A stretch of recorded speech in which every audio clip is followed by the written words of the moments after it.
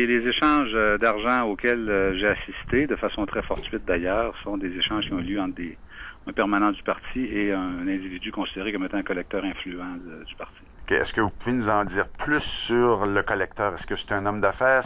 Parce que vous avez parlé de l'industrie de la construction. Est-ce que c'est quelqu'un qui est lié à l'industrie de la construction? Oui. Peux-tu s'entendre pour dire que c'est un entrepreneur en construction? Oui. Quand vous dites des sommes substantielles, c'était de l'argent comptant? Oui. Puis il y avait des chèques, puis il y avait une liste aussi de noms tout près. Là. Okay. Alors, il y avait de l'argent comptant. Oui. Il y avait des chèques et il y avait une liste. Exact. OK. Beaucoup d'argent comptant. Oui.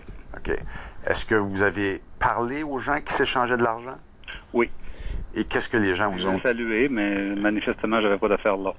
Ben, j'en ai parlé au premier ministre. Je m'en suis plaint au premier ministre. Je lui ai dit que c'était irrégulier, à mon avis, et que c'était dangereux.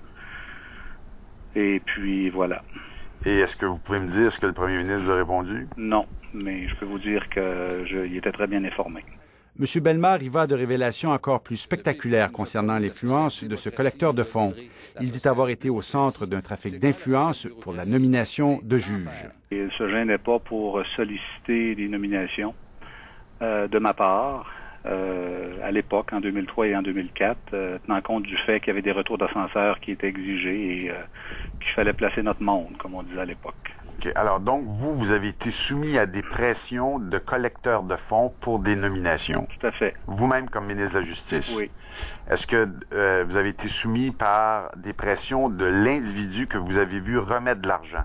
Oui. Pour des nominations de diverses nominations et des nominations de juges également. Ça allait même jusqu'à à solliciter des nominations de juges. Oui. Votre souvenir à combien de reprises? 3. 3 reprises. Oui. Qu'il vous a demandé spécifiquement de nommer des juges. Oui. Avec des noms de juges. Oui. Et est-ce que vous avez nommé ces juges? Oui. Et vous avez nommé ces juges parce que? Parce que c'était une commande des grands collecteurs du parti.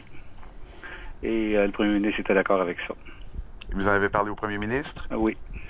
Je m'en suis plaint au premier ministre, mais c'était, semble-t-il, la façon de faire. Donc, vous avez informé le premier ministre là-dessus? Oui, tout à fait. Je m'en suis plaint à l'automne 2003 comme au printemps 2004. En disant quoi au premier ministre? En disant, je me demandais c'est qui nommait les juges, si c'était le ministre de la Justice ou si c'était un tel ou un tel qui avait collecté significativement des fonds pour le parti qui avait à prendre la décision.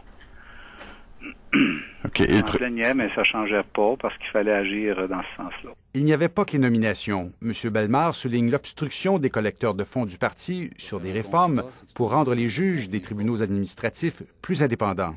Et c'est certain que ces importants collecteurs-là avaient une influence sur l'agenda législatif du gouvernement, en tout cas en ce qui me concernait, moi qui avais plusieurs projets de loi qui étaient en attente. On sentait qu'il y avait un veto financier là, sur certains projets de loi.